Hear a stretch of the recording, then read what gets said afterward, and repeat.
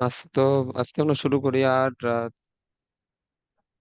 তোমাদের এক্সামের তো ইয়াগুলো সলভ গুলো দিয়ে দিছিলাম, ওগুলা তোমরা একটু দেখবা যে কোথায় কোথায় ভুল হয়েছে, এগুলো নেক্সট টাইম যাতে ভুল না হয় এভাবে ইয়ে করিও। আর তোমাদের মহাকর্ষর ভিক্টর দুইটা চ্যাপ্টার মিলে এক্সাম নিব।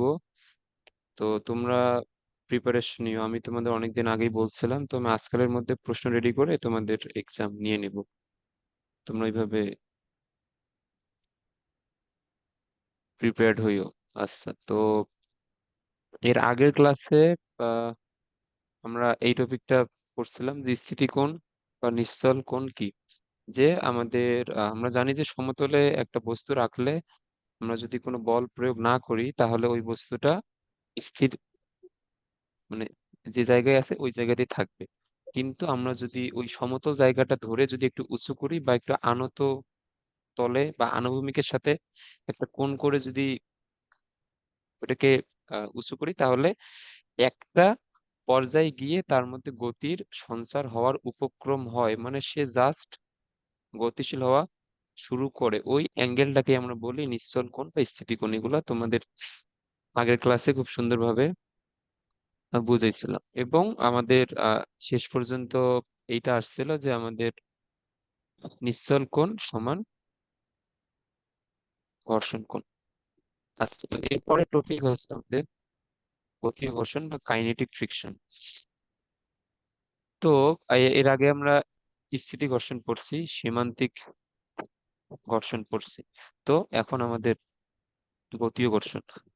তো এইটা কি, এইটা আমাদের একটা বস্তু যখন কোনো একটা তলের উপর দিয়ে একটা বেগে যখন গতিশীল থাকে, তখন ওই বস্তু এবং ওই তল বা সারফেসের মধ্যবর্তী যে আকর্ষণ আছে, যে ঘর্ষণ বলটা, সেইটাকে আমরা বলবো গতীয় ঘর্ষণ। আচ্ছা, এবং আহ এর আগে মনে হয় আমি লিখে দিছিলাম যে ঘর্ষণ সবসময় বেগ যেই দিকে ক্রিয়াশীল থাকবে তার বিপরীত দিকে কাজ করে। তো ঘর্ষণ সবসময় গতির বিপরীত দিকে কাজ করে। তো এটা যদি আগে লিখে না দেই, এটা আবার একটু লিখে নাও যে ঘর্ষণ সব সময় গতির বিপরীত দিকে কাজ করে।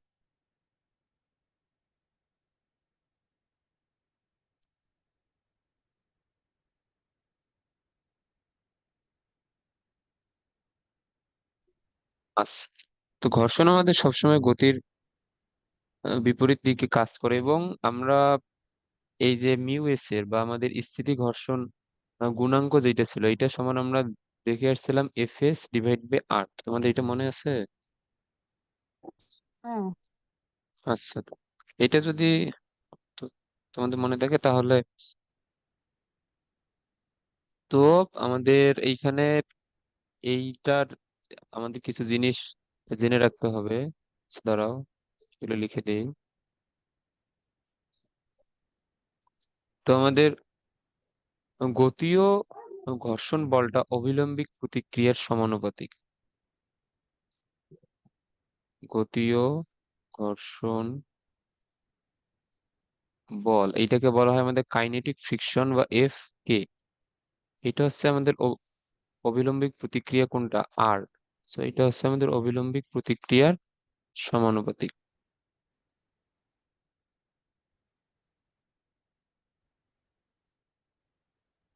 সো এটা হচ্ছে আমাদের অভিলম্বিক প্রতিক্রিয়ার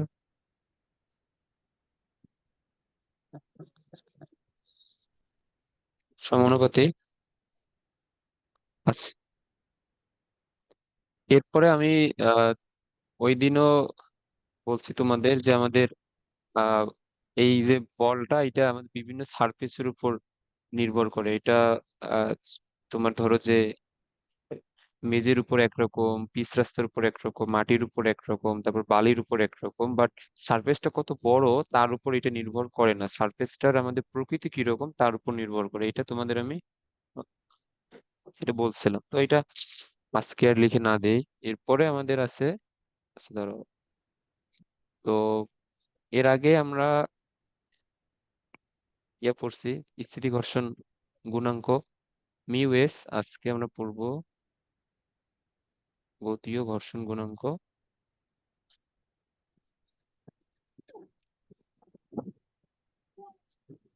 এটা হচ্ছে আমাদের মিউ কে। আচ্ছা,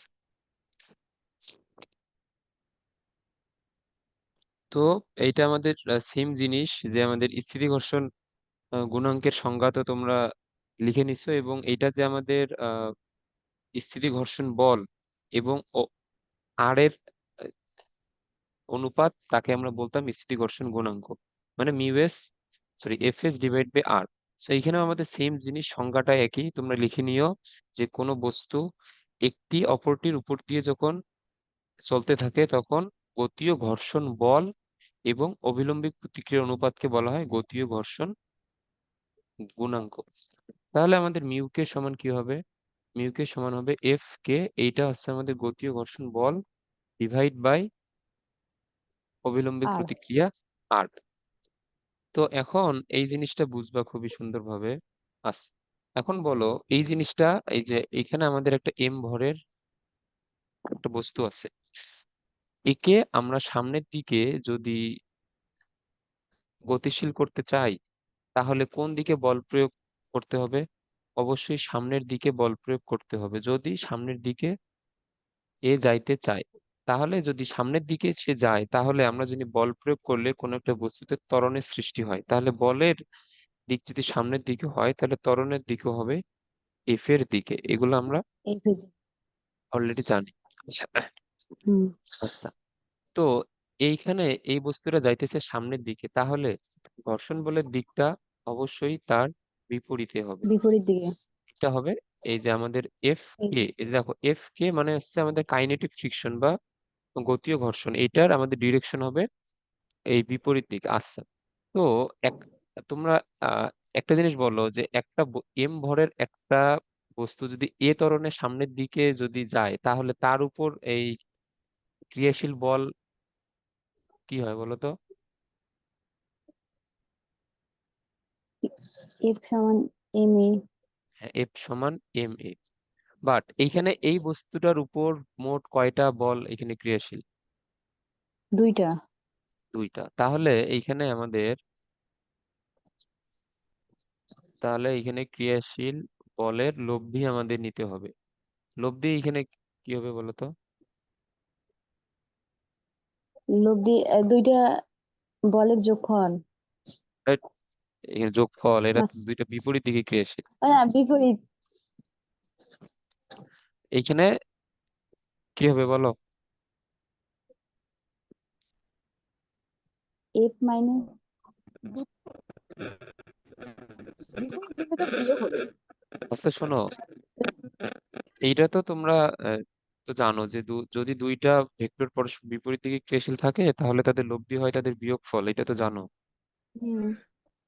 বাট এইখানে আমাদের বিয়োগফলের নিয়মটা কি? বড়টা থেকে ছোটটা বিয়োগ করা। এখানে এখানে বড় কোনটা বলো বড় তো? এফ। এখানে এফ বড়, কারণ আমাদের যেই দিকে ফোর্সটা বেশি হবে সেই দিকেই তো বস্তুটা তো যাবে। তো এইখানে এই ত্বরণের দিক যেই দিকে, মানে যেই দিকে বস্তুটা যাইতেছে ওই দিকের ফোর্সটাই তো বড়, তার মানে এফ এফ হচ্ছে বড় আর এফ কে হচ্ছে ছোট, তাহলে এখানে লব্ধি হবে এফ মাইনাস এফ কে, এইটা হবে। তো এখন এইখানে যে এই যে এই ত্বরণটা যে সৃষ্টি হচ্ছে, এটা কার কারণে সৃষ্টি হচ্ছে? এটা আমাদের লব্ধি বলের কারণে। তার মানে আমরা এখানে লিখতে পারি যে F minus F K is equal to M A. এই জিনিসটা বুঝতে পারছো? মানে এটা, এই যে লব্ধি বল সমান এম এ, হ্যাঁ, মানে এটা, মানে এটা বোঝাচ্ছে লব্ধি বল সমান ক্রিয়াশীল বল। হ্যাঁ, হ্যাঁ, এইখানে আমাদের দুইটা বল ক্রিয়াশীল, একটা হচ্ছে এফ, একটা এফ কে। কিন্তু এইখানে কি এফ কি আলাদাভাবে এই ত্বরণ সৃষ্টি করবে, অথবা এফ কি আলাদাভাবে ত্বরণ সৃষ্টি করবে? না তো। একটা বস্তুর উপর যতগুলো বলই ক্রিয়াশীল থাকুক না কেন, ওই বস্তুটা যেই দিকে যাবে ওইটা কোনো কোনো নির্দিষ্ট বলের জন্য কিন্তু যায় না। সবগুলা বলের লব্ধি বলের জন্য, লব্ধি বলের ডিরেকশনটা যেই দিকে হবে সেই দিকেই মূলত বস্তুটা যায়। এই যে দেখো এইখানে আমাদের একটা বলই কিন্তু ক্রিয়াশীল ছিল এফ, ওই জন্য আমরা এফ ইজিক্যাল টু এম এ লিখছি। বাট এইখানে যেহেতু অনেকগুলো বল ক্রিয়াশীল বা একাধিক বল ক্রিয়াশীল, তো আমাদের ত্বরণটা সৃষ্টি হবে মূলত লব্ধি বলের জন্য। এটা সব ক্ষেত্রেই এটা প্রযোজ্য। এখানে তুমি শুধুমাত্র এফ ইজিক্যাল টু এম এ লিখতে পারবা না, যদি একাধিক বল ক্রিয়াশীল থাকে তোমাকে লব্ধি এখানে অবশ্যই বিবেচনা করতে হবে। বুঝছো? হ্যাঁ, অবশ্যই। আচ্ছা, তো এটা যদি বুঝো তাহলে আহ আচ্ছা দাঁড়াও, তাহলে এখানে আমাদের ত্বরণ হচ্ছে এফ মাইনাস এফ কে ডিভাইড বাই এম। সো এটা হচ্ছে আমাদের ত্বরণ। আচ্ছা, তো এই জিনিসটা মাথায় রাখবে যে উম, যেহেতু এই বস্তুটাতে একটা বেগ আছে, তার মানে তার উপর একটা ক্রিয়াশীল বল অবশ্যই আছে।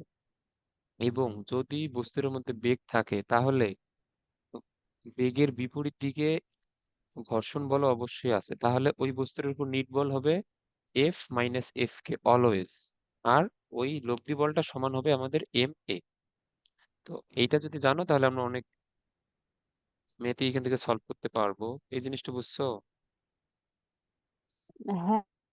আচ্ছা, তো যদি এটা যদি বুঝে থাকো তাহলে আমরা ওই দিন তো দেখছিলাম ঘর্ষণ মূলত আমাদের চার প্রকার। একটা হচ্ছে স্থিতি ঘর্ষণ, একটা হচ্ছে গতি ঘর্ষণ, আর একটা হচ্ছে আবর্ত ঘর্ষণ, আচ্ছা, এবং আমাদের আবর্ত আরেকটা হচ্ছে আর কিছু প্রবাহী প্রবাহী ঘর্ষণ। ঘর্ষণ। তো আমাদের আবর্ত ঘর্ষণ হচ্ছে সংজ্ঞাগুলো লিখে নাও, এগুলা আমাদের লাগবে না যদিও। তো যখন কোনো বস্তু একটি তলের উপর দিয়ে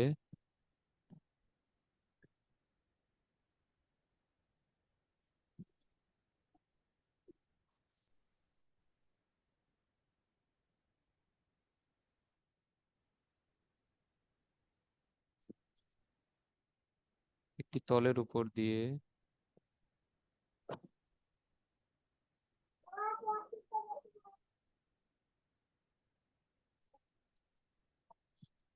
গড়িয়ে চলে তখন সেটা ধরো,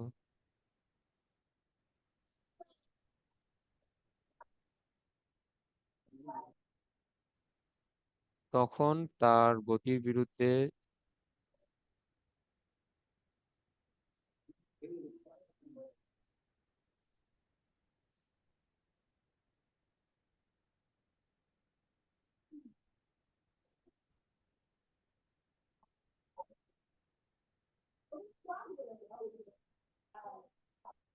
ক্রিয়া করে তাকে আমরা বলবো আবর্ত ঘর্ষণ।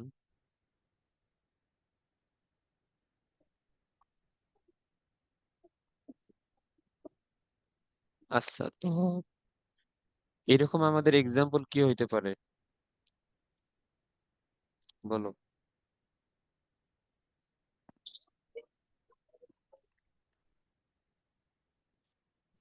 এইখানে কোনো একটা তলের উপর দিয়ে গড়িয়ে চলা মানে যেমন আমাদের ফুটবল যেভাবে যায় এইভাবে, ফুটবল বা কোনো গোলাকার বস্তু আহ, মার্বেল। যেভাবে চলে, এইটাকে মূলত এখানে ওদের ক্ষেত্রে যে ঘর্ষণটা সৃষ্টি হয় এটাই মূলত আমাদের আবর্ত ঘর্ষণ। আহ তো একটা জিনিস খেয়াল করো যে তোমরা একটা আয়তকার একটা বস্তু বা একটা বর্গাকার বস্তু যেমন একটা ইট বা একটা বই, একটা ইট বা একটা বই বা ওইরকম একটা ভারী বস্তু বা একটা টেবিল, আহ ধরো যে সেম জায়গার উপর দিয়ে টেনে নিয়ে যেতে, ধরো যে একটা ইট তুমি যদি মেঝের উপর দিয়ে টেনে নিয়ে যাও তোমার যে পরিমাণ কষ্ট হবে তার চেয়ে কম কষ্ট হবে তুমি যদি একটা গোলাকার বস্তুকে নিয়ে যাও। হুম। সেই ক্ষেত্রে আমাদের যে ঘর্ষণটা সৃষ্টি হয় সেটা হচ্ছে আবর্ত ঘর্ষণ। তো আমাদের আবর্ত ঘর্ষণ গতি ঘর্ষণের চেয়ে অনেক কম। সো এই জন্য একটা বস্তুকে টেনে নিয়ে যাওয়ার ক্ষেত্রে যে ঘর্ষণটা কাজ করে ওইটা মূলত আমাদের গতীয় ঘর্ষণ। বাট তার চেয়ে আবর্ত ঘর্ষণ কম হয় জন্য আমাদের এই যে একটা গোলাকার বস্তুকে টেনে নিয়ে যেতে অনেক কম পরিমাণে কষ্ট হয়, কারণ তার জন্য আমাদের বিপরীত দিকে যে বলটা ওইটাই তো ঘর্ষণ বল, ওইটা কম থাকে জন্য এক গোলাকার বস্তুকে টেনে নিয়ে যেতে অনেক বেশি সুবিধা হয়। এইগুলো তোমরা রিয়েল লাইফ থেকেই তোমরা জানো।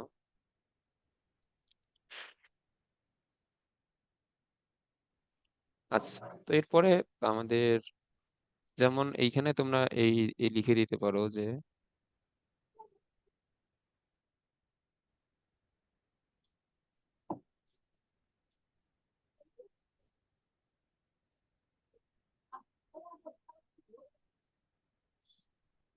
আচ্ছা, এবং আমাদের এইখানে এই যে লাস্ট টপিক প্রবাহী ঘর্ষণ বা ফ্লুইড ফ্রিকশন, এটা মূলত আমাদের তরল পদার্থ বা বায়বীয় পদার্থের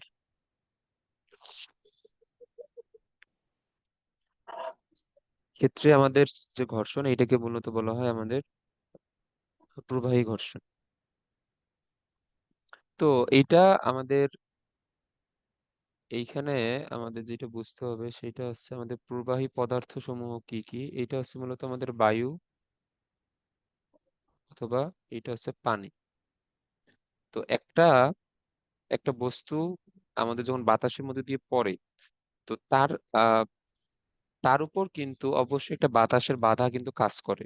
এটা তোমরা জানো। যেমন আমরা এই গ্যালিলিওর পড়ন্ত সূত্র যখন পড়ছিলাম, তখন আমরা একটা জিনিস দেখছি যে আমরা যে কোনো ভরের দুইটা বস্তু যদি ছেড়ে দিই, তাহলে তারা সমান সময়ে আহ, মাটিতে এসে কিন্তু পড়বে। একটা ইটের টুকরা এবং আহ একটা ছোট্ট একটা যদি কিছু তুমি ছেড়ে দাও, তাহলে দেখবা যে দুইটা কিন্তু একই সময়ে এসে পড়ে না। কারণ যেই বস্তুটা অনেক বড় এবং যে বস্তুটা ভারী, তার উপর তার উপর বাতাসের বাধা কম থাকে, সেজন্য সে অনেক আর্লি এসে পড়ে। আর আমাদের যেটা হালকা বস্তু, তার পড়তে কিন্তু অনেক বেশি সময় লাগে। এটা আমাদের মূলত বাতাসের বাধার জন্য। আমাদের হালকা বস্তুর উপর বাতাসের বাধা মানে ঊর্ধ্বমুখী যে ঘর্ষণ বলটা, এটা বেশি থাকে, জন্য তার বেশি পড়তে থাকে। বেশি সময় লাগে। যদি যদি বাতাসের বাধা না থাকতো, তাহলে কিন্তু তারা একই সময়ে এসে মাটিতে পড়তো। তো এই যে বায়ুর মধ্যে দিয়ে কিছু পড়া বা আমাদের এই পানির মধ্যে দিয়ে কিছু চলা, এইগুলার ক্ষেত্রে যে ঘর্ষণ বলটা কাজ করে, সেইগুলো হচ্ছে আমাদের প্রবাহী ঘর্ষণের উদাহরণ। এটা বুঝছো? হ্যাঁ ভাইয়া, বুঝছি।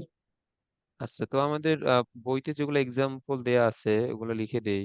এটা হচ্ছে জাহাজ পানিতে চলার সময়, বা জাহাজ বা নৌকা, বা তোমরা যখন সাঁতার কাটো, আহ, সেই ক্ষেত্রেও হইতে পারে। তারপরে আমাদের যে কোনো যে কোনো বস্তু উপর থেকে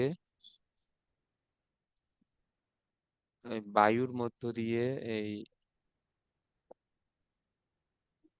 বায়ুর মধ্য দিয়ে পড়ার ক্ষেত্রে, তো আমাদের এই কেসগুলোতে যে ঘর্ষণ সৃষ্টি হয় সেটা হচ্ছে আমাদের প্রবাহী ঘর্ষণ। তো এই 4 ধরনের ঘর্ষণ নিয়ে আমরা জানলাম। তবে সব ধরনের ঘর্ষণই আমাদের বেগের বিপরীত দিকে কাজ করে, এগুলা এইটা আমাদের জানতে হবে। আচ্ছা, যদি আমরা এগুলো বুঝি, তাহলে দেখো এইখানে আমাদের ম্যাথ আছে,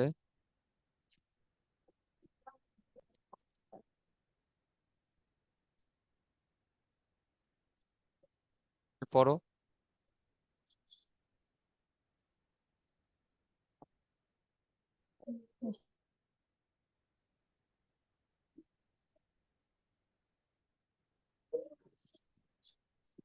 এইটা পড়ো।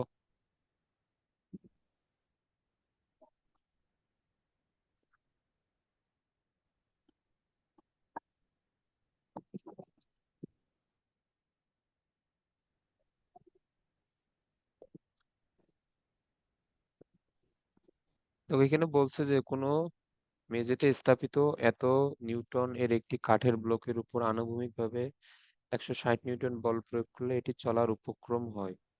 মেঝে এবং কাঠের মধ্যবর্তী ঘর্ষণাঙ্ক কত? মানে আমাদের এখানে মিউ এর মানটা বের করতে বলছে। আচ্ছা, তোমরা একটা জিনিস এখানে বলো, এখানে আমাদের প্রশ্ন পড়ে যেটা এখানে বুঝতে হবে, দেখো এখানে বলছে যে বল প্রয়োগ করলে চলার উপক্রম হয়, তার মানে এইটা এখানে আমাদের সীমান্তিক ঘর্ষণের কথা বলা হয়েছে। তো এই জিনিসটা বুঝতে পারছো? হ্যাঁ। কারণ আমরা জানি সীমান্তিক ঘর্ষণের ক্ষেত্রে যে পরিমাণ বল প্রয়োগ করলে শুধুমাত্র চলার উপক্রম হয়, ওই মোমেন্টের যে ঘর্ষণ বলটা সেটাকে বলা হয় সীমান্তিক ঘর্ষণ। তো এবং আমরা এটাও জানি যে সীমান্তিক ঘর্ষণ হচ্ছে স্থিতি ঘর্ষণের সর্বোচ্চ মান, এটাও আমি তোমাদের লিখে দিছি। তো এই ক্ষেত্রে আমাদের যে ঘর্ষণাঙ্ক বা ঘর্ষণ গুণাঙ্ক যেটা হবে সেটা হবে আমাদের স্থিতি ঘর্ষণ গুণাঙ্ক। তো এটা হচ্ছে mu S F S divide by R. তো এখানে এফ এস কি হবে বলো তো?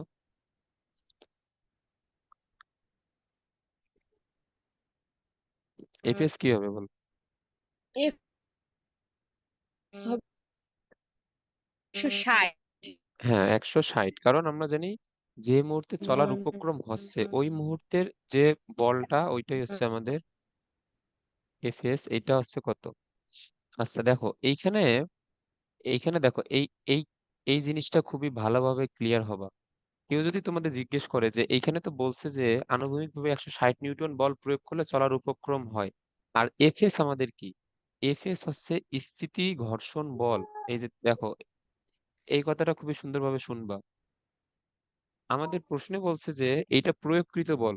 প্রশ্নে কি কোথাও 160 নিউটন যে এই সীমান্তিক ঘর্ষণ, এটা কি বলা আছে? না।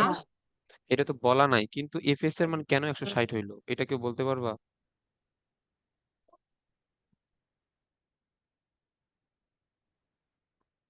একটু বলতে পারবা?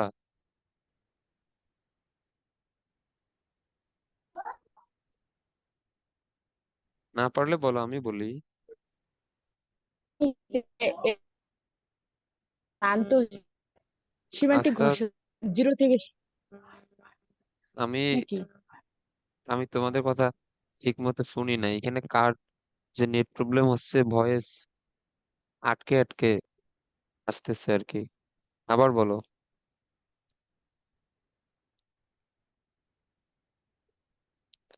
নেট প্রবলেম না আমারই হচ্ছে এখানে, কি জানি।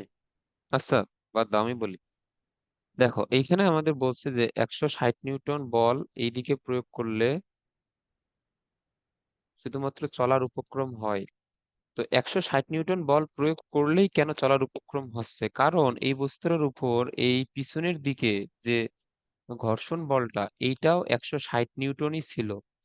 এই ঘর্ষণ বলের সমান পরিমাণ বল যখন প্রয়োগ করেই ফেলছো তখন জাস্ট সে ঘর্ষণ মুক্ত হয়ে গেছে, সে তখন চলার উপক্রম হবে। এর থেকে একটু একশো এক- এক- 161 নিউটন বল যখন প্রয়োগ করবা তখন সে চলবে। তার মানে 160 নিউটন বল প্রয়োগ করে চলার উপক্রম হয়েছে, মানে তার তার পিছনের দিকে যে ঘর্ষণ বলটা সেইটাও ঠিক 160 নিউটন ছিল। তুমি যখন ঘর্ষণ বলের বিপরীতে 160 নিউটন প্রয়োগ করছো